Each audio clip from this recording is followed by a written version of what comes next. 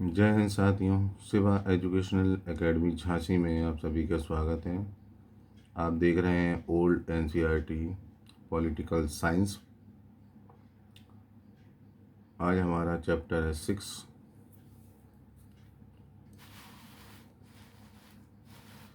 संचार माध्यमों को समझना। अगर आप मेरे चैनल में नए हैं तो मेरा चैनल लाइक करें, शेयर करें और सब्सक्राइब करें। तो चलिए आएंगे, देखते हैं आज।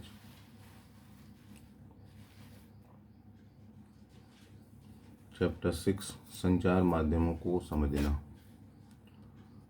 टेलीविज़न पर आपका पसंदीदा प्रोग्राम कौन सा है? रेडियो पर आपको क्या सुनना अच्छा लगता है?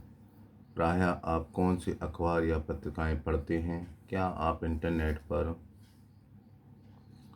सर्फिंग करते हैं? आपको उसमें सबसे उपयोगी क्या लगता है? क्या आप उस एक शब्द को जानते हैं जो प्रायः सामूहिक रूप से रेडियो, टीवी, अखबार, इंटरनेट और संचार के अन्य साधनों के लिए प्रयोग में लाया जाता है? यह शब्द है मीडिया। इस पाठ में आप मीडिया यानी संचार माध्यमों के बारे में विस्तार से पढ़ेंगे। आप जानेंगे कि यह कैसे काम करता है और कैसे हमारे प्रतिदिन के जीवन को प्रभावित करता है। क्या आप किसी एक चीज़ को याद कर सकते हैं जो आपने इस सप्ताह संचार माध्यम से सीखी हो?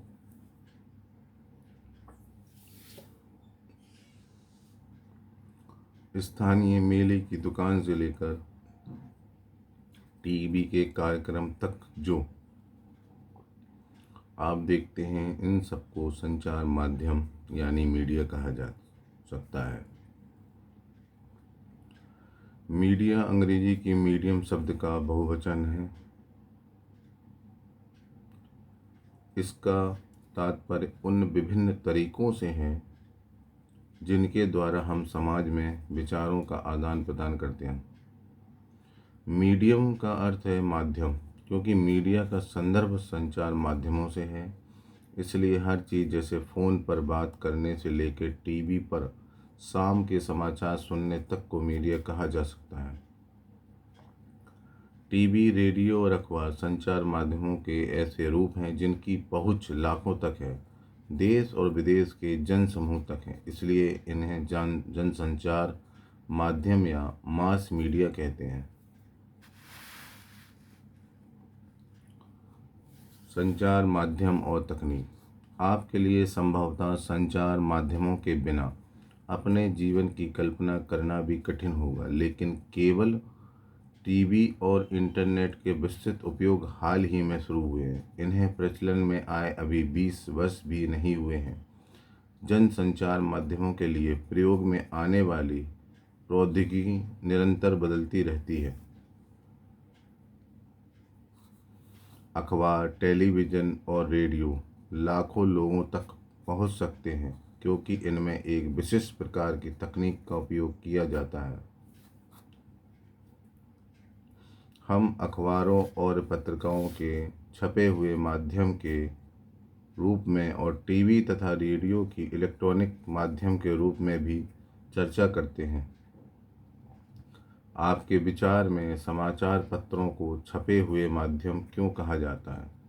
आगे पढ़ने पर आपको पता चलेगा कि ये नाम संचार माध्यमों द्वारा प्रयोग में लाई जा रही तकनीक से संबंधित है। नीचे दिए गए चित्रों में आपको पता चलेगा कि पिछले सालों में जनसंचार माध्यम के इस्तेमाल में लाई जा रही तकनीक किस प्रकार बदली है और आज भी बदलती जा रही है। तकनीक और मशीनों को बदलकर अत्याधुनिक बनाने से संचार माध्यमों को अधिक लोगों तक पहुंचने में मदद मिलती है। इससे ध्वनि और चित्रों की गुणवत्ता में सुधार आता है, लेकिन तकनीक इससे भी अधिक कुछ करती है। यह हमारे जीवन के बारे में सोचने के ढंग में परिवर्तन लाती है। उदाहरण के लिए, आज हमारे लिए टेलीविज़न के बिना जीवन की कल्पना करना कठिन है। टेलीविज़न के कारण एक यहाँ चित्र दिया हुआ है। एक चित्रकार की नज़र में बाइबल के पहले पन्ने की छपाई करते हुए गुटेनबर्ग। हम अपने आप को विश्व समाज का एक सदस्य समझने लगे हैं। टेलीविज़न में प्रदर्शित चित्र सैटेलाइट और केबल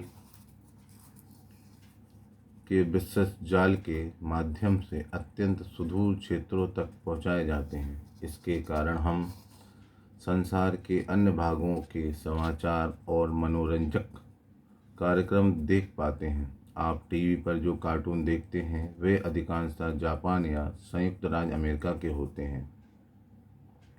अब हम चेन्नई या जम्मू कश्मीर में बैठकर अमेरिका में फ्लोरिडा के समुद्री तूफान की छवियों को देख सकते हैं। टेलीविज़न ने दुनिया को बहुत पास ला दिया है। 1940 के दशक में इलेक्ट्रॉनिक टाइपराइटर के आ जाने से पत्रकारिता की दुनिया में एक बड़ा बदलाव आया।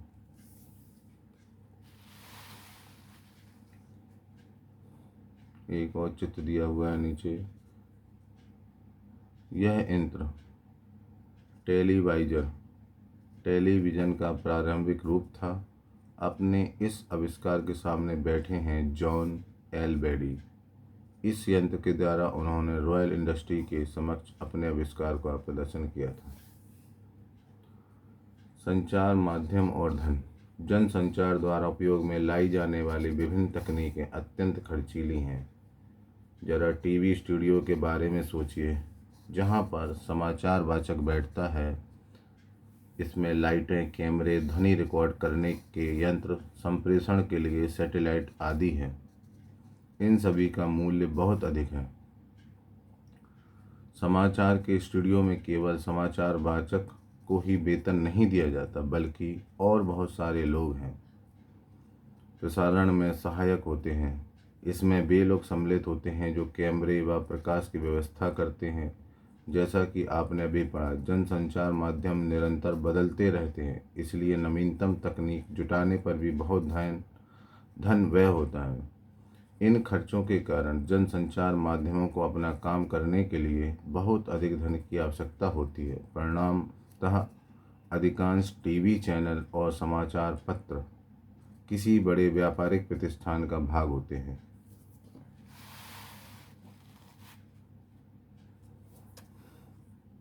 जनसंचार माध्यम लगातार धन कमाने के विभिन्न तरीकों के बारे में सोचते रहते हैं। एक तरीका जिसके द्वारा जनसंचार माध्यम धन अर्जित करते हैं विभिन्न वस्तुओं के विज्ञापन का है, जैसे कारें, चॉकलेट, कपड़े, मोबाइल फ़ोन आदि। आपने ध्यान दिया होगा कि अपने प्रिय टेलीविज़न कार्यक्रम को देखते हुए आपको ऐसे अनेक विज्ञापन देखने पड़ते हैं। टेलीविज़न पर क्रिकेट का मैच देखते हुए भी हर ओवर के बाद बार बार वही विज्ञापन दिखाए जाते हैं। इस तरह प्रायः बार बार आप उन्हीं छवियों को देखते हैं, जैसा कि आप आगे के अध्याय में पढ़ेंगे। विज्ञापनों की बार बार आवृत्ति इस आशा से की जाती है कि आप बाहर जाकर विज्ञापित वस्तु खरीदेंगे। एक टीवी चैनल में 10 सेकंड के लिए विज्ञापन देने का मूल्य उसकी लोकप्रियता और समय के आधार पर 1000 रुपये से लेकर 1 लाख रुपये के बीच पड़ता है। संचार माध्यम और लोकतंत्र में देश और संसार के बारे में समाचार देने और उनमें होने वाली घटनाओं पर चर्चा करने में संचार माध्यमों की भूमिका अत्यंत महत्वपूर्ण है। उदाहरण के लिए, संचार माध्यमों से नागरिक जान सकते हैं कि सरकार किस प्रकार काम कर रही है। यदि लोग चाहें तो इन समाचारों के आधार पर कार्रवाई भी कर सकते हैं। ऐसा वे संबंधित मंत्री को पत्र लिखकर, सार्वजनिक विरोध आयोजित कर हस्ताक्षर अभियान आदि चलाकर सरकार से पुनः उसके कार्यक्रम पर विचार करने का आग्रह कर सकते हैं। जानकारी देने के संबंध में संचार माध्यम की महत्वपूर्ण भूमिका को देखते हुए यह आवश्यक है कि जानकारी संतुलित होनी चाहिए। आइए अगले पृष्ठ पर दिए गए एक ही समाचार के 2 भिन्न रूपों को पढ़कर समझें कि संतुलित संचार माध्यम का क्या तात्पर्य है। अलग अलग पाठकों की पसंद को देखते हुए छपाई वाले माध्यम कई तरह की जानकारियाँ उपलब्ध कराते हैं। प्रदूषण फैलाने वाले कारखाने पर वज्रपात, विरोधियों द्वारा चक्का जाम, यातायात रुका। राधिका मलिक, INN। कारखानों के मालिकों और मजदूरों के हिंसात्मक विरोध ने आज शहर की गतिविधियों को रोक कर रख दिया। सड़कों पर वाहनों के विशाल जाम लगाने के कारण लोग समय से अपने काम पर नहीं पहुंच सके। कारखाना मालिक और मजदूर सरकार के प्रदूषण फैलाने वाली इकाइयों को बंद करने के निर्णय का विरोध कर रहे हैं। यद्यपि सरकार ने यह निर्णय कुछ जल्दबाजी में लिया, परंतु विरोधियों को काफ़ी समय से यह पता था कि उनकी इकाइयां गैरकानूनी हैं। इन इकाइयों के बंद होने से शहर में प्रदूषण का स्तर काफ़ी कम हो जाएगा। शहर के गणमान्य नागरिकों श्री जैन ने कहा, हमारा शहर भारत के नए व्यावसायिक केंद्र के रूप में स्थापित होता जा रहा है। इसके साथ साथ यह भी आवश्यक है कि शहर साफ और हरा भरा रहे। प्रदूषण फैलाने वाले कारखानों को हटाया जाना चाहिए। विरोध करने के स्तर पर कारखानों के मालिकों व कामगारों को पुनर्स्थापन का प्रस्ताव स्वीकार कर लेना चाहिए। दूसरा हमारा है, ये हमारा था नीड ऑफ इंडिया की रिपोर्ट, और दूसरी रिपोर्ट हमारी इंडिया डेली की रिपोर्ट। कारखानों के बंद होने से घोर अशांति, डेली न्यूज़ सर्विस। शहर के आवासीय क्षेत्र में 1 लाख कारखानों का बंद होना एक गंभीर समस्या का रूप ले सकता है। सोमवार को हजारों कारखाना मालिक व कामगार कारखाना बंदी पर अपना कड़ा विरोध जताने के लिए सड़कों पर उतर आए। उन्होंने कहा कि इससे उनकी रोजी रोटी छिन जाएगी। उनका कहना है कि गलती नगर निगम की है, क्योंकि वह आवासीय क्षेत्रों में लगातार नए कारखाने लगाने के लिए लाइसेंस देता रहा। उन्होंने यह भी कहा कि उनके पुनर्स्थापन के लिए पर्याप्त प्रयत्न नहीं किए गए। कारखानों के मालिकों व मजदूरों ने कारखाने बंद करवाने के विरोध में शहर में 1 दिन का बंद प्रस्तावित किया है। एक कारखाने के मालिक श्री शर्मा ने कहा, सरकार कहती है कि उसने हमारे पुनर्स्थापन के लिए बहुत कार्य किया, लेकिन जिस प्रकार के क्षेत्र वह हमें दे रही है वहाँ किसी प्रकार की सुविधाएं नहीं है, और पिछले 5 वर्षों में यहाँ कोई विकास कार्य नहीं हुआ है।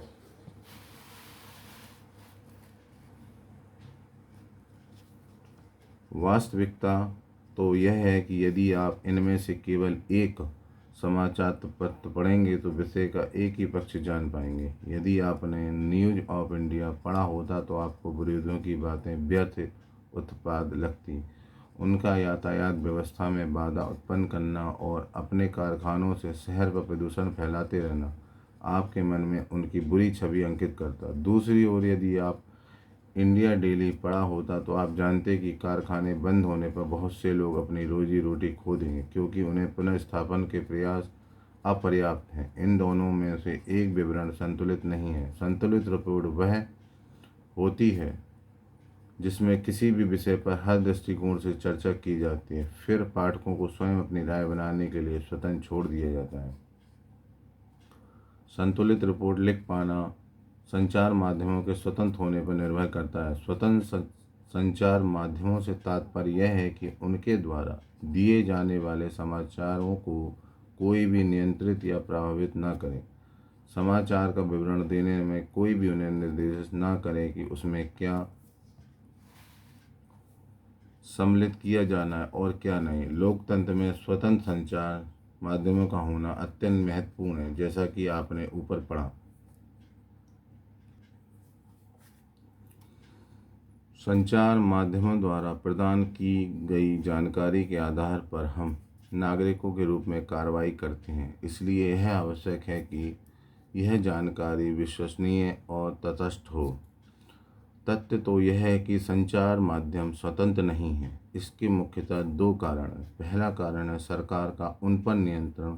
जब सरकार समाचार के किसी अंश, फिल्म वे के किसी दृश्य या गीत की किसी अभिव्यक्ति को जन समुदाय तक पहुंचने में प्रतिबंधित करती है तो इसे सेंसरशिप कहा जाता है। भारत के इतिहास में ऐसे समय भी आए हैं जब सरकार ने संचार माध्यमों के ऊपर सेंसर लगाया है। इसमें सबसे बुरा समय 1975 से 77 तक रहा आपातकाल का था। सरकार यद्यपि फिल्मों पर तो निरंतर सेंसर रखती है, लेकिन वह संचार माध्यमों से दिखाए गए समाचारों में पूरी तरह ऐसा नहीं करती। सरकार द्वारा सेंसरशिप न होने पर भी आजकल अधिकांश समाचार पत्र संतुलित विवरण देने में असफल रहते हैं। इसके कारण बहुत जटिल है। संचार माध्यमों के विषय में शोध करने वाले लोगों का कहना है कि ऐसा इसलिए है क्योंकि संचार माध्यमों पर व्यापारिक प्रतिष्ठानों का नियंत्रण है। कई बार किसी विवरण के एक पक्ष पर ही ध्यान केंद्रित कराना इनके हित में होता है। संचार माध्यमों द्वारा निरंतर धन की आवश्यकता और उसके लिए विज्ञापनों पर निर्भरता के कारण भी उन लोगों के विरोध में लिखना कठिन हो जाता है जो विज्ञापन देते हैं। इसलिए व्यापार से गहन जुड़ाव होने के कारण अब संचार माध्यमों को स्वतंत्र नहीं समझा जाता है। इसके अतिरिक्त संचार माध्यम किसी मुद्दे के खास पक्ष इसलिए भी ध्यान केंद्रित करते हैं क्योंकि उसे विश्वास है कि इससे विवरण रुचिकर हो जाएगा। इसी तरह यदि वे किसी विषय पर जन समर्थन बढ़ाना चाहते हैं तो भी इस मुद्दे के पक्ष पर ही ध्यान केंद्रित करते हैं।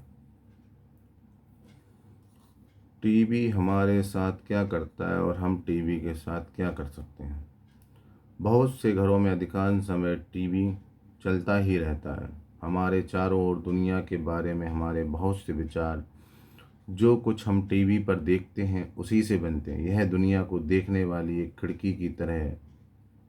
आपके विचार में यह हमें कैसे प्रभावित करता है। टीवी में अनेक प्रकार के कार्यक्रम हैं। सास भी कबू बहू थी जैसे पारिवारिक धारावाहिक, खेल कार्यक्रम जैसे कौन बनेगा करोड़पति, वास्तविक जीवन को दर्शाने वाले कार्यक्रम जैसे बिग बॉस, समाचार, खेल और कार्टून आदि। इस कार्यक्रम के पहले, बीच में और अंत में विज्ञापन होते हैं। क्योंकि टीवी का समय बहुत महंगा होता है, इसलिए केवल वे ही कार्यक्रम दिखाए जाते हैं जो अधिकतम दर्शकों को आकर्षित कर सकें। आपके विचार से ऐसे कौन से कार्यक्रम हो सकते हैं? उन चीज़ों के बारे में सोचिए जो टीवी में दिखाई जाती हैं या नहीं दिखाई जाती हैं। टीवी हमें अमीरों के जीवन के बारे में अधिक दिखाता है या गरीबों के। हमें यह सोचने की ज़रूरत है कि टीवी का हम पर क्या प्रभाव पड़ता है। यह दुनिया के बारे में हमारे दृष्टिकोण, हमारे विश्वासों, हमारे रुख और मूल्यों को कैसे बनाता है। हमें यह समझने की ज़रूरत है कि यह हमें संसार का अधूरा दृश्य ही दिखाता है। अपनी पसंद के कार्यक्रमों का आनंद लेते हुए भी हमें यह नहीं भूलना चाहिए कि टीवी के पर्दे से हटकर भी एक उत्सुकता भरा बड़ा संसार है। दुनिया में ऐसा बहुत कुछ हो रहा है जिसकी ओर टीवी में ध्यान नहीं देता। फिल्म स्टारों, सुप्रसिद्ध व्यक्तियों और धनाढ्य जीवन शैलियों से परे भी ऐसा संसार है जहां हम सबको पहुंचना चाहिए और विभिन्न प्रकार से अपनी प्रतिक्रिया व्यक्त करनी चाहिए। हमें ऐसा सजग दर्शक बनना चाहिए जो कार्यक्रम का आनंद भी ले सके और देखे गए सुने गए प्रसंगों पर भी प्रश्न उठाए। मसौदा तय किया जाना, किन घटनाओं पर ध्यान केंद्रित किया जाए, इसमें भी संचार माध्यमों की महत्वपूर्ण भूमिका रहती है और इसी के आधार पर वह तय कर देते हैं कि क्या समाचार में दिए जाने योग्य है। उदाहरण के लिए आपके विद्यालय के वार्षिकोत्सव की खबर शायद समाचार में दिए जाने योग्य नहीं होगी, लेकिन यदि कोई प्रसिद्ध अभिनेता उसमें मुख्य अतिथि के रूप में आमंत्रित हो तो संचार माध्यमों की रुचि इसे समाचारों में सम्मिलित करने में हो सकती है। कुछ खास विषयों पर ध्यान केंद्रित करके संचार माध्यम हमारे विचारों, भावनाओं और कार्यों को प्रभावित करते हैं और हमारा ध्यान उन मुद्दों की ओर आकर्षित करते हैं। हमारे जीवन पर महत्वपूर्ण प्रभाव डालने और हमारे विचारों को निर्मित करने में मुख्य भूमिका होने के कारण ही प्यारा यह कहा जाता है कि संचार माध्यम ही हमारा मसौदा या एजेंडा तय करते हैं। अभी हाल ही में समाचार माध्यमों ने कोला पेयों में कीटनाशकों का स्तर खतरे के स्तर तक बढ़े जाने हुए होने की ओर हमारा ध्यान आकर्षित किया था। उन्होंने कीटनाशकों के अत्यधिक मात्रा में होने की रिपोर्ट प्रकाशित की थी और इस तरह हमें कोला पेयों का अंतर्राष्ट्रीय गुणवत्ता व सुरक्षा मापदंडों के अनुसार नियमित रूप से नियंत्रित करने की आवश्यकता महसूस कराई। उन्होंने सरकार के दबाव के बावजूद निडरतापूर्वक घोषणा की कि कोका कोला पीना सुरक्षित नहीं है। इस वृत्तांत को पेश करके संचार माध्यमों में निश्चित रूप से हमारा ध्यान ऐसे विषय पर केंद्रित करने की कोशिश की जिस पर यदि उनकी रिपोर्ट न आती तो हमारा ध्यान भी न जाता। बगल में एक चित्र देखें आप। संचार माध्यमों में फैशन शो बहुत लोकप्रिय हुए हैं।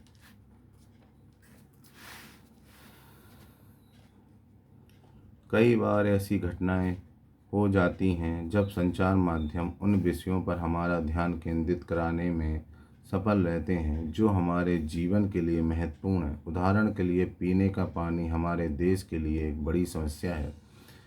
प्रतिवर्ष हजारों लोग कष्ट सहते हैं और मर जाते हैं क्योंकि उन्हें पीने के लिए सुरक्षित पानी नहीं मिलता। फिर भी संचार माध्यम हमें इस विषय पर बहुत कम ही चर्चा करते हैं दिखते हैं। एक सुविख्यात भारतीय पत्रकार ने लिखा है कि कैसे वस्त्रों को नया रूपाकार देने वाले डिजाइनरों ने फैशन वीक में धनवानों के समक्ष अपने नए वस्त्र प्रदर्शित करके सभी समाचार पत्रों के मुख्य पृष्ठ पर स्थान पा लिया, जबकि उसी सप्ताह मुंबई में अनेक झोपड़पट्टियों को गिरा दिया गया, पर किसी ने इस पर जरा भी ध्यान नहीं दिया। स्थानीय समाज संचार माध्यम। यह जानकर कि संचार माध्यम उन छोटे छोटे मुद्दों में रुचि नहीं लेंगे जिनका संबंध साधारण लोगों और उनके जीवन से है। इसलिए कई स्थानीय समूह स्वयं अपना संचार माध्यम प्रारंभ करने के लिए आगे आए हैं। कई लोग सामूहिक रेडियो द्वारा किसानों को विभिन्न फसलों के मूल्य के बारे में बताते हैं और उन्हें बीज तथा उर्वरकों के प्रयोग के बारे में परामर्श देते हैं।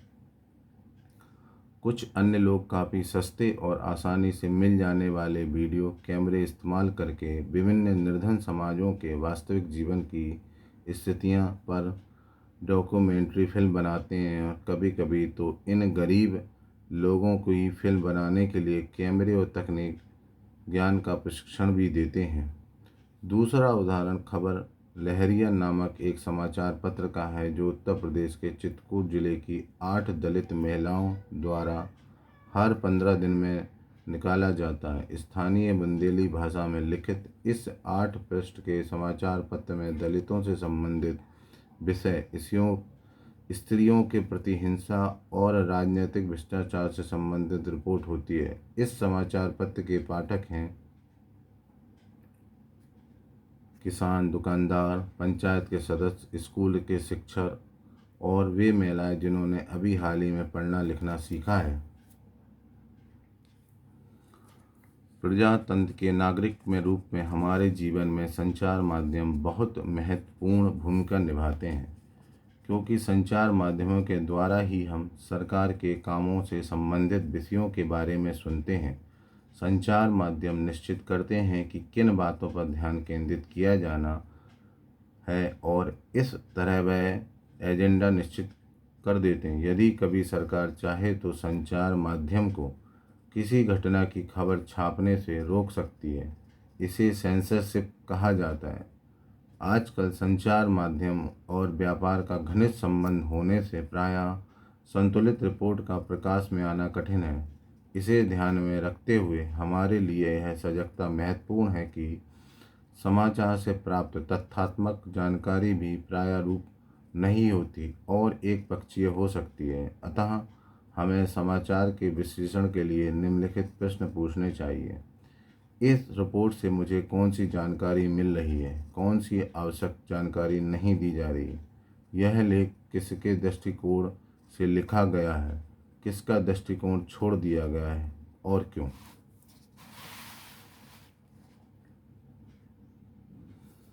सामाजिक विज्ञापन। सरकार व निजी संस्थाएं ऐसे विज्ञापन भी बनाती हैं जिनसे समाज में किसी बड़े संदेश का प्रसारण हो सके।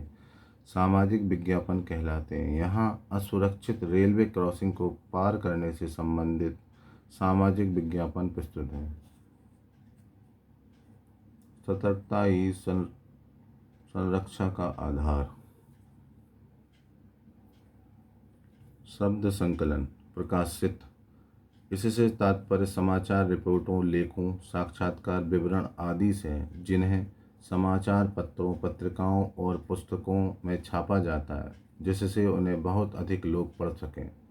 सेंसरशिप, इसका तात्पर्य सरकार की उन शक्ति या अधिकार से है जिसके अंतर्गत सरकार कुछ विवरण प्रकाशित करने या प्रदर्शित करने पर रोक लगा सकती है। प्रसारण, इस पाठ में इस शब्द का प्रयोग टीवी अथवा रेडियो के कार्यक्रमों के संबंध में हुआ है जिसको बहुत बड़े क्षेत्र में प्रेषित किया जाता है। सार्वजनिक विरोध, इसमें विशाल संख्या में लोग एकजुट होकर किसी विषय पर खुले रूप में अपना विरोध प्रकट करते हैं। यह प्रायः रैली आयोजन, हस्ताक्षर अभियान तथा सड़कों के अवरुद्ध करके किया जाता है। Thank you.